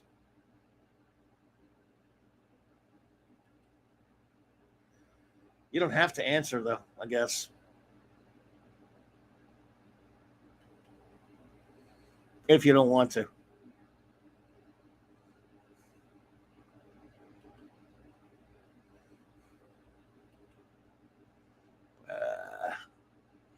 Let's see here. Janet from another planet says, you've seen a few photos of some of my favorite comics, so you know I love all of this. Oh, well, thank you so much, Janet. Janet, I've never spoken about comics much, so I would wonder. I've seen a couple. But tell us some of your favorites. Hey, Gap After Dark, what's up there, my friend? Welcome.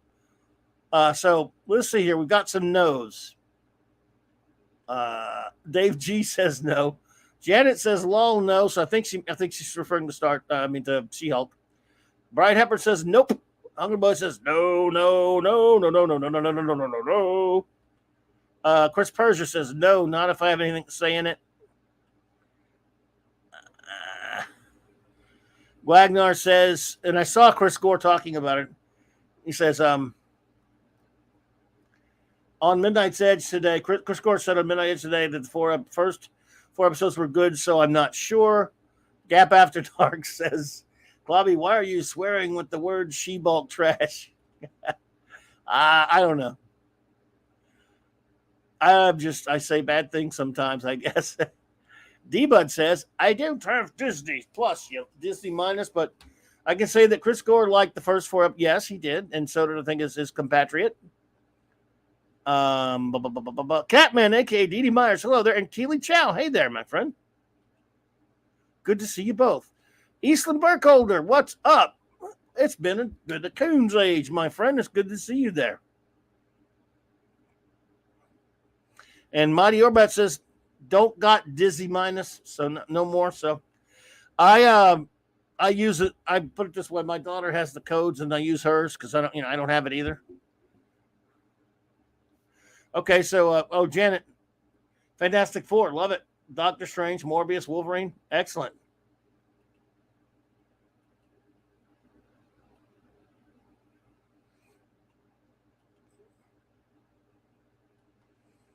Well, I'll tell you about She-Bulk.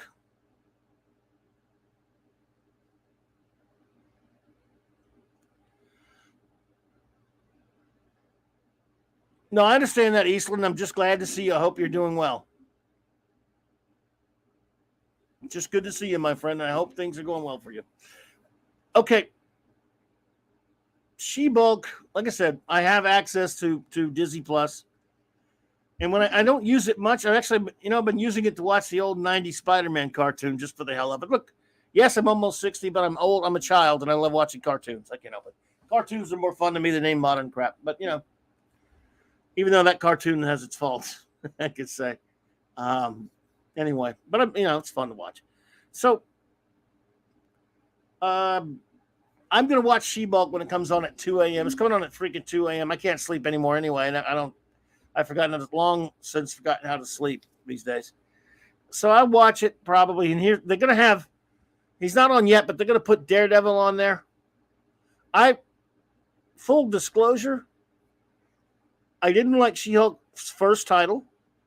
I didn't like She-Hulk by Byrne either. That's a very popular series.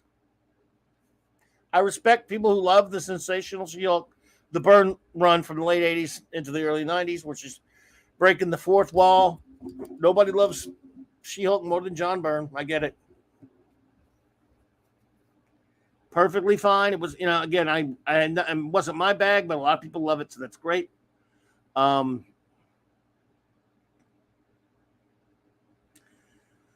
It looks like it's kind of close to that, which is fine. I'll just tell you right now, I've watched every Disney Plus series except I'm almost halfway through the What If crap show. I had to stop. So I watched one, and again, I know this, we've talked about Kirby. This is also Wild Card Wednesday night, so no, I'm not off of Kirby, but I just wanted to, this is still comics related, so. I watched WandaVision and hated it after it got an interesting start. Really hated Falcon Winter Stupid Woke Soldier. Hated Loki. Hated, what was next? What If. Halfway through the What If thing, I couldn't take it anymore. And that's the only one I didn't finish. Hated Hawkeye, Kate Bishop's show. And I hated Moon Knight. Now, I did not watch Miss Marvel. A lot of people liked it. Some didn't. I have no interest. And again, it's not even an insult to that show. It's just not something that interests me. It's a kid, like a little girl show. It's not, again, call me what you want. It's not something I would really watch anyway. I had no interest in reviewing it. Sid Eastwarren says, Clobby, did you like Things designed in the 90s Spider-Man cartoon? I did not.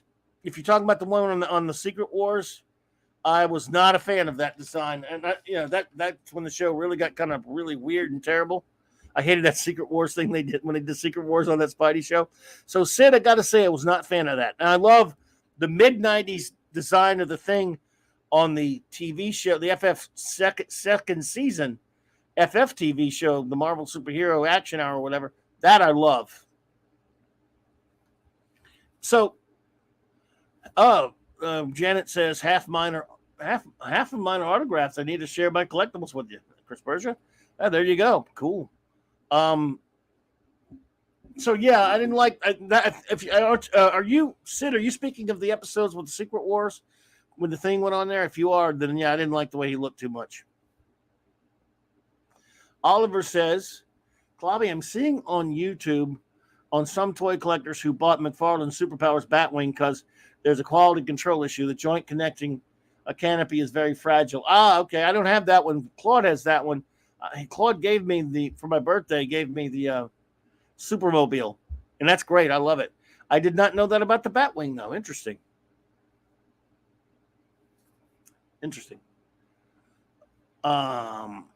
Yeah, okay. Yeah, I didn't like that one too much there, Sid. I didn't think he looked too great. He's in, although Loki, my friend Loki, who made my credits, my Clobber Times credits for the show, tonight's show, with all those images of the Thing, he did use some images from that one.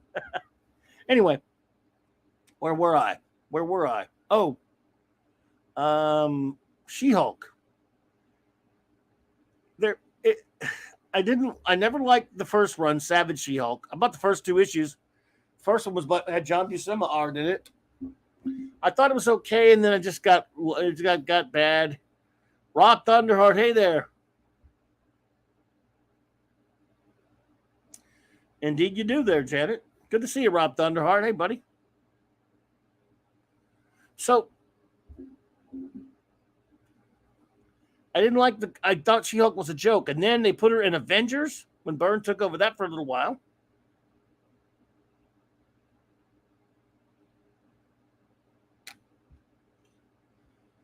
And then, and I know it wasn't Byrne's decision, they take the Thing out of the Fantastic Four and replace her. I dropped the book when they put She-Hulk in that comic. I was already not liking what Byrne was doing on it after a while. I've liked him for a while, but then And so when they replaced Ben with She-Hulk, I was like,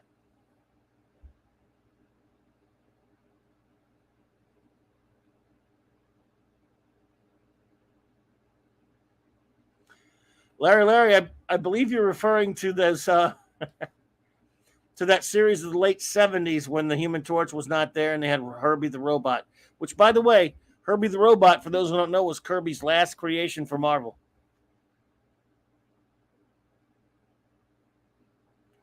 Anyway, or so legend goes.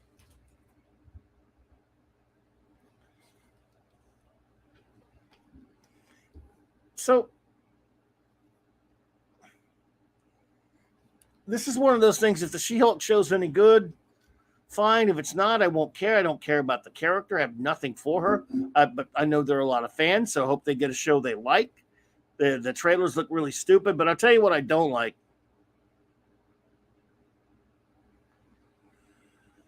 Not just the silly CGI. I cannot stand this Professor Hulk shit. This Professor Hulk bullshit pisses me off. I didn't like it in Endgame. I didn't like it when, it was a little bit different when Peter David did it for a while, and then Mr. Fix It later, and it was in comics where it was okay. It was really annoying in Endgame.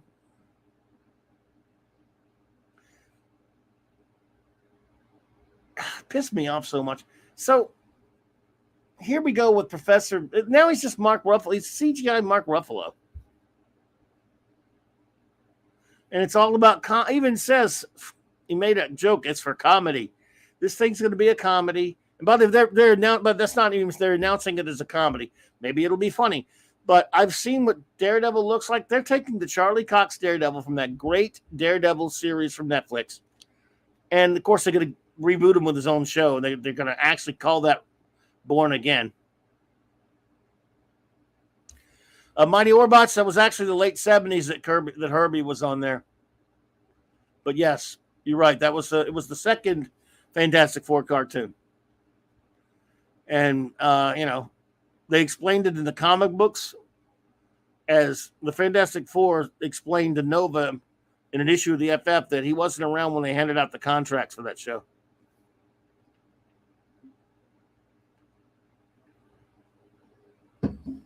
Ha, ha, ha. We all know, at least the legend, is that the networks didn't want kids setting themselves on fire, which is idiotic crap. But I can't stand Professor Hulk bullshit. I'm sorry. Screw off with that stuff. And I know he probably won't be in it much. It's all going to be about her. Well, it's her show. It's fine. It might be funny. Just go in with no hope if you're going to even watch the crap. Fred Hembeck, yes, indeed. Only one person could do comedy Hulk, Hembeck. Yep. I love Hembeck. And he's a nice fellow. So, just, Jesus Christ, man. Do we have to have stupid ass?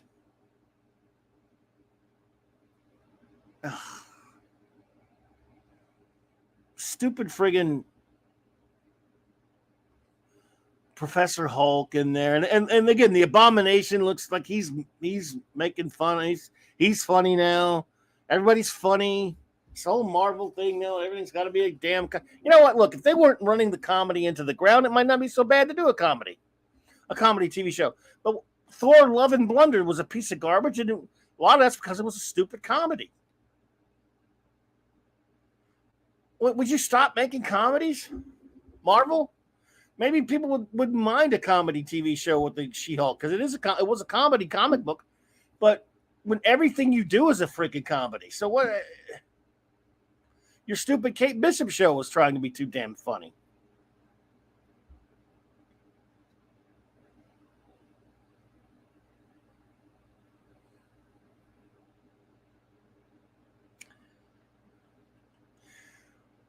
Dave G. Sound says, but do you see the difference between the writing of a good comic book compared to the de-evolution into being all excessive graphic novels? They were to begin with, but maybe I'm old. Nope, I understand. And they all write for the trade paperbacks now, when they try to do it all. That is also true, Janet. All the women are the best as ever. The men are dumbasses. Um, Steve says half the drama of the Hulk was Banner waking up in terror of him having destroyed a daycare, a town, or just innocent people. Professor Hulk is just another somewhat strong character. Yeah, he's really terrible. Yes, I heard that, Rod Thunderheart. You say, uh, did you hear the writers of the show admit they had no experience with, with writing legal drama? Yeah, they probably watched a lot of them, though. I guess I don't know. All the men will be idiots, and look at, you know what? If the show's decent, and some people said it is, see, they're putting Daredevil on there, and he's not in the first four, according to Chris Gar, but he's going to have the yellow and red costume. Now, I did a show last year about pre-Miller Daredevil. For the first 16 years of Daredevil's existence, he was a happy-go-lucky superhero who was on tough times, but he wasn't a dark, dark, dark character. Until Miller, he was in his first 16 years, he was a superhero. Miller turned him into a ninja. And for the most part, he stayed a ninja for 40 years. So most of his existence, he's been and again, over the past few years, the Wade Samney stuff, all other stuff, they've changed him a little bit, but still, he's still dark. And, the Wade stuff was okay for a while. Again, Wade's nuts. But anyway, it's just that. So if he's something like the lighthearted Daredevil of the past on a comedy show, okay. He's probably going to be like 5 minutes on there anyway. But they keep saying they're going to redo Born Again. So which is it? You're putting Daredevil on a guffaw comedy show, but you're going to do the Daredevil show. You're going to take something serious like Born Again. What? You guys don't even know what you're doing.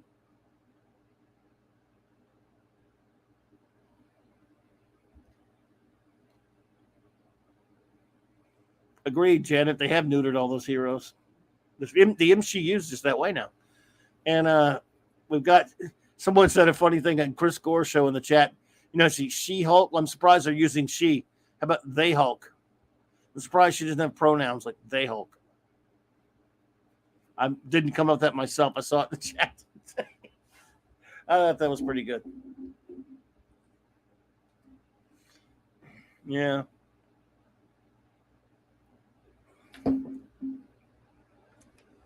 So,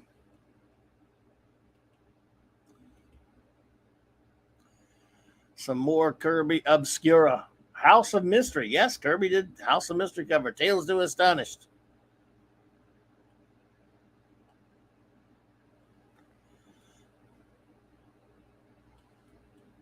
Kirby Obscura. Back to Easter Island.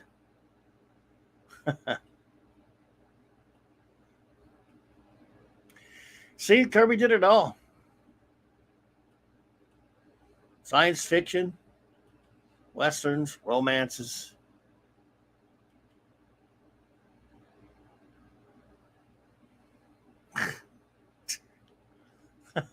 Yes.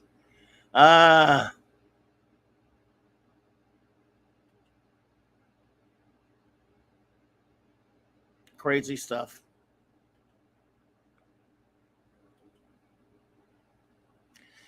So I have to wonder what Jack would think about what has been done to his characters now.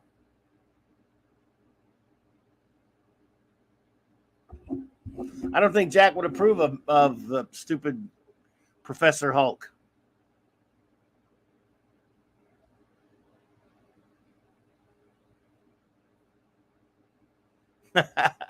Janet, I hear you. Absolutely. I really dig the Tales of Tales to Astonish Kirby stuff. It's like Outer Limits or Outer Limits, like Oh yeah.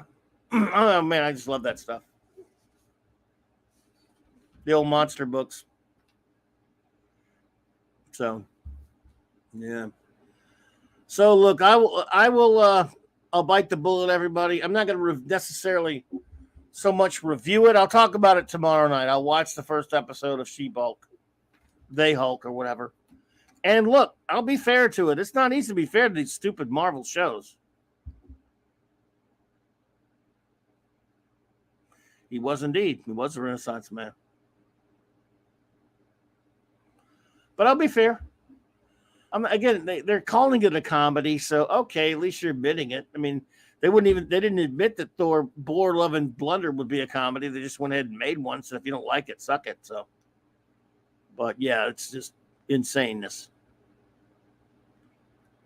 I don't really see why you do that sort of thing, though. I don't know what possesses them to. I don't know why they feel like they have to make I know that why there has to be a She-Hulk TV show. Of course, it's been languishing for years. I never thought they would actually get one made. They talked about it years ago. So what do I know? That's true. Tatiana looks like a 42nd straight lady of the night. Yeah, I don't blame you, Janet. Like I said, I don't pay for it either. I use someone else's codes. And I don't think anyone should pay for it. No, I mean, Rod Thunderheart says, and here's another thing. Even when Professor Hulk was a character for a while, he ultimately raged out and became an uncontrollable rage monster again. True story. That's exactly right.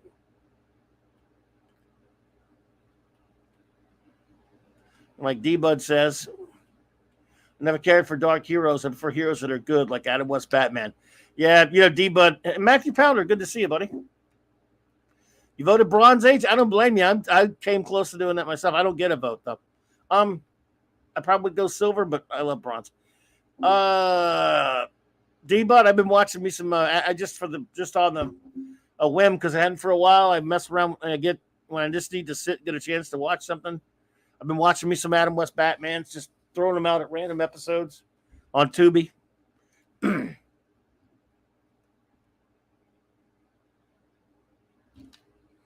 I can't stand the darker heroes that never could. Dave Raybarn, what's up, buddy? You can't vote, David? Why not, man? Hey, Dadman, what's up? Dadman Walking, good to see you there, buddy.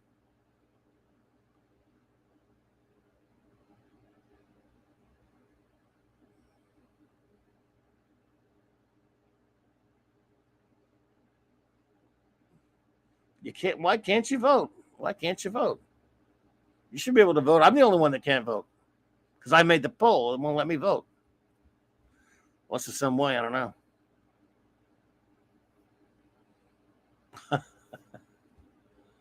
Oh man, it's just good to see you there, Dad, man.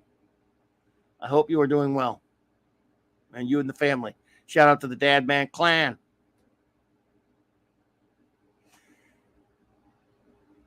So if I had to sum up on my Kirby Obscura again, like I said, hey Dave, we had David Rayborn and Dave, good to see you. Compared to the big guys, even Commandy's obscure, but this is a great comic. The New Gods, compared to the big titles, was a bit obscure. To see Kirby draw Conan, that was obscure, even though it was just a cover. Kirby's 2001 comic, compared to the big stuff, his Ruby Spears conception work for the great TV show Thunder the Barbarian.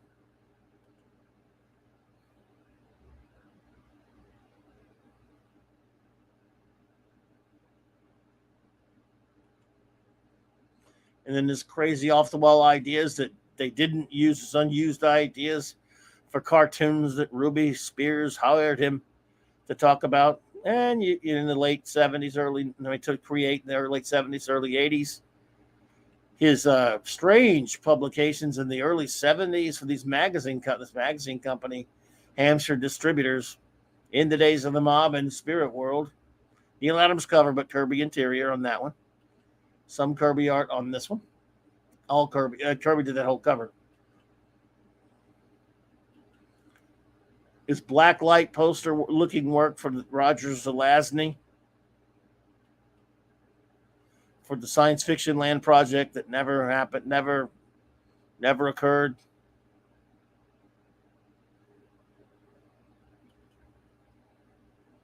Again, his 2001 A Space Odyssey comic from the mid 70s.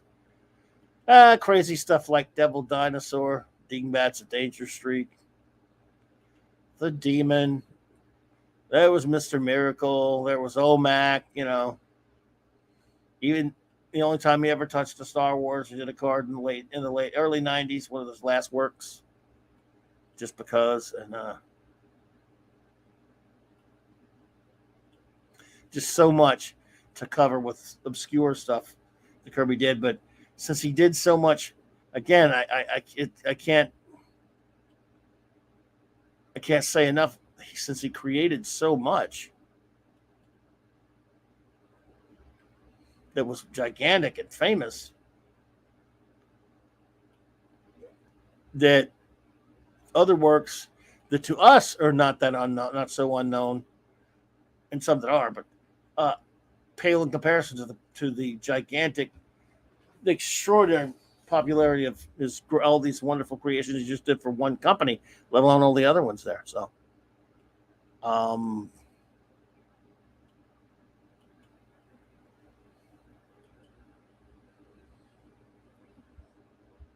it's impossible to even compile a list and cover it in just a couple of hours. But we talked a little bit about some of it, touched on some of it here and there. I find that a couple hours is never sufficient because you just got so much that can be covered. And if you go too in depth with Kirby, you'll be here all millennium, because there's just so much to say. Before we get out of here, though, I'm going to go and close out the poll.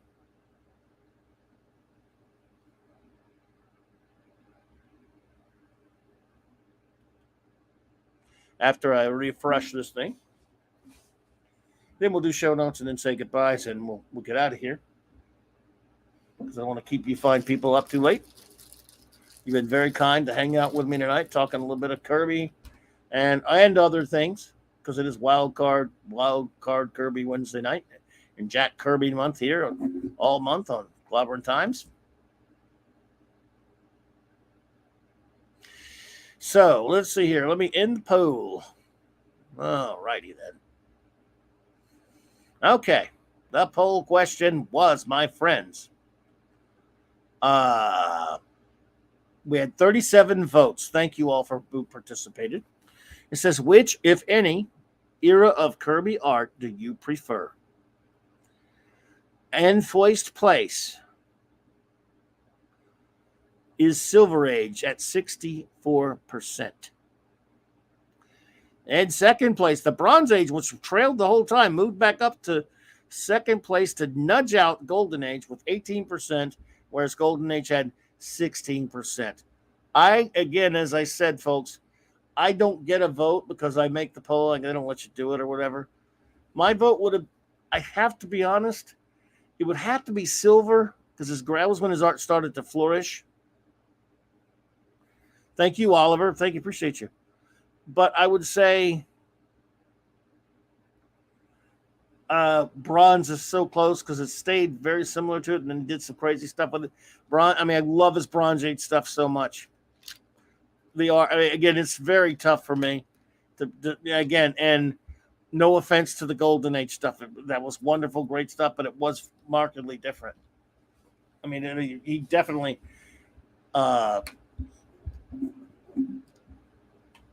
it was something different. Put it to you like that, and leave it at that. It was great, though.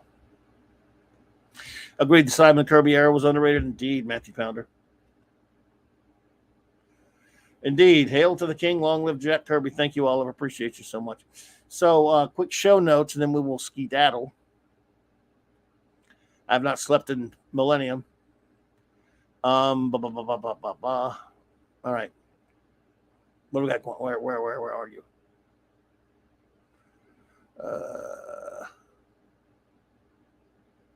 I'm looking for where's my beeswax up in here?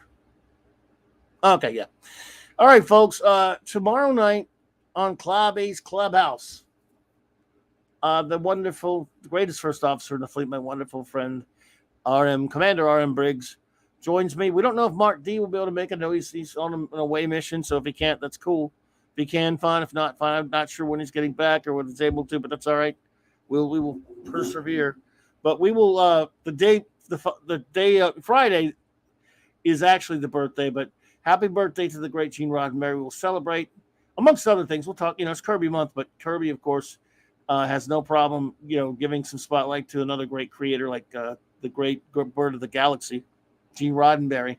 So tomorrow night on Clobberin's Clubhouse, we will celebrate the great bird of the galaxy himself, Gene Roddenberry's birthday. And let's see here.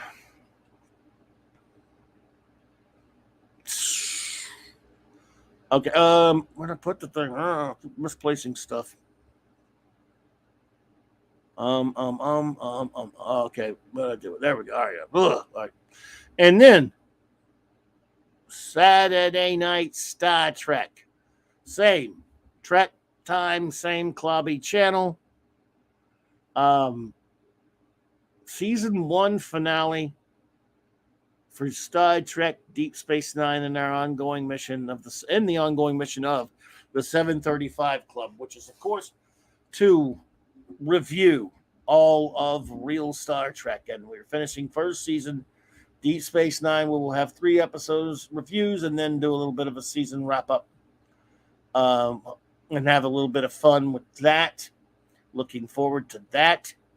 Hopefully, the great Mark D with the C's Sunday Night Geekery will be back Sunday night, 10 p.m. Eastern Standard Time, with some fun geek outs. If any of you have not heard of that and you're hanging out and you just want to do some geeking on a Sunday night, please join us. We have a little bit of fun there. Just tell you, nothing special. He does some 3D printing, or he does this, that. He hangs out. He has a good time. Rod Thunderheart says, "Hey, Clobby, did you see that meme of God shining a light on Stanley after he died?" And he said, "Hey, you're pretty much good at creating universes." Yeah, yikes. That's a cringer there, buddy. Yeah, thank you. Yeah, I'm not much of a big stand booster here, but you know that. So, anyway, so looking forward to that. You've all been fantastic on Saturday nights. We're having a blast. What such a good time, and thank you all for that. And then Monday night, Mark C. Comics Talk. The great Mark D with a C joins me for a Clobby's Classic Comic Review of what some say could be the greatest Jack Kirby comic of them all. Now, that's a bold statement. I understand that. Is it, in fact, the greatest Kirby comic of all? Meaning, of course, Fantastic Four number 51. This monster. Is it? I don't know if it's the greatest one. I don't know. Could be. Might be my favorite. I'll leave that decision to the individual Kirby fan. You may all have different favorites. That's my favorite. I don't have a picture of mine with where I can put a picture yet, but I have my only copy that I saved when I was forced to tragically sell my Fantastic Four collection in the 90s. I kept my number 51 because I have Jack signed it for me personally in 1986, the first time I met him. So I love that comic. And again, a little more Kirby Obscura in the sense that I had Jack Kirby sign this book right there that same time, and had him sign this piece of original art that I bought from him, and then hung out with him many years later in that picture and that weird picture there that's kind of colored up. And there he is, having my back, if you will. That Claude airbrushed that for me. Had a good time Monday night hanging with Claude. There's Claude hanging out with Kirby as well. And again, I want to thank you all so much for being here tonight. Let's see if I can remember everybody. The great Ace Cast Iron popped in earlier. Brother, good to see you, man. I hope you're doing great. Thank you so much for stopping in. Appreciate you, brother. Maddie's daddy, Steve Bishop. Thanks for being here, buddy. Matthew Pounder, good to see you. The great Chris Persia. Thanks so much for all you do, Chris. I appreciate you. And the great D. Bud Martin. Both of you guys are fantastic. Phantom Outsider. Dave G. Sound, thank you for being here tonight. The lovely and the wonderful Janet from Another Planet. Love you, Janet. Thank you for being here. Also, it was great to see the lovely Sherry here. It's always lovely to have some sweet ladies here. It's great. Bunch of dudes hanging out. It's kind of nice when a lady pops in. We appreciate that. We appreciate you, ladies. Sid Eastwarren, I don't know if I've seen you before, but I agree with what you're saying there. Jack Kirby is the canon god of Marvel, I think, and I agree. I love Kirby, and it is great to see you. Sid, thank you for stopping in. Dave G. Sound, it was, again, good talking some Trek with you there, buddy. Rod Thunderheart, my friend, thank you for being here. Always good to see you, buddy. The great Cardinal Sen, and thank you for that super sticker, Cardinal Sen. Appreciate you, buddy. Larry. Good to see you. The great, hungry for a sequel to Bubba Hotep. Hungry boy, buddy. Always a pleasure. You make things so much better, man. You always do. Oliver Belamonte, thank you. Dadman Walking, thank you so much, buddy. Dadman, shout out to the Dadman clan. The Keely Chow, Roll Tide Keely Chow. David Rayborn, my cousin. And Dave, also. Good to see you. And who's some of the others that were here tonight? Man, so I can think of some more. Wagnar was here. Wagnar. I can't do it this Willis Raquel. Ken, sorry. Latino Slant. Latino Slant popped in earlier. I don't know. My memory doesn't usually work this well, so it's weird. I'm probably forgetting people. I really hate to forget people. Damn me. Who else? Mighty Orbots. Thank you for popping in. It's good to see you. Eastland Burkholder popped in. It was great to see you pop in, Eastland. I hope you're doing well. Gap After Dark, thank you for stopping by. Appreciate you. I know I'm probably forgetting people, and I don't like to do that. I will say that while I'm trying to make sure I haven't missed anybody, thank you for anyone who, lurks. You're much appreciated. And Eric and any O'Sullivan, any other good friends who lurk. Catman, AKD D.D. Myers was here also. Good to see you, Catman. Brian Hepburn was here. Thank you. And I want a big special thank you for those who listen later on a repeat or a download or what have you, whatever you call it. I cannot tell you how much I appreciate that. Please like and subscribe if you are so inclined. I thank you so much. Let's see. I don't know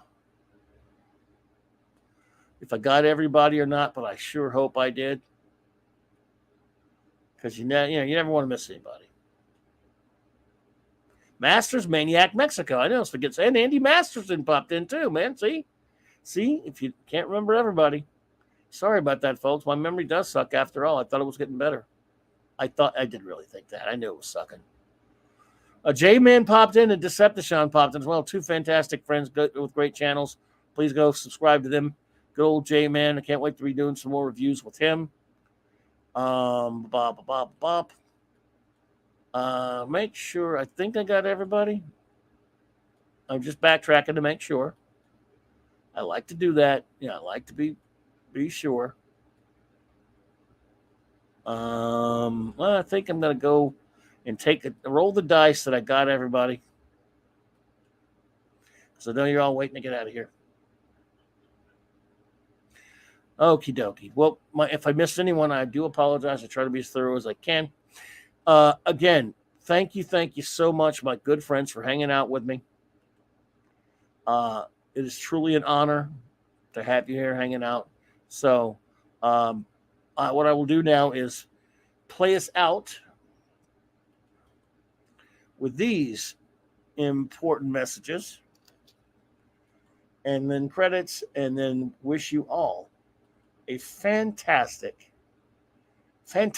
fantastic night and tomorrow. And please be here tomorrow night with us, if you can, for the clubhouse, as in Clobby's clubhouse.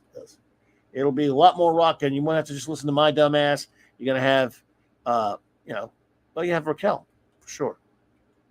So please have a great one, and clobber on, clobberers, and clobberonimos all across the universe. Good night, everybody.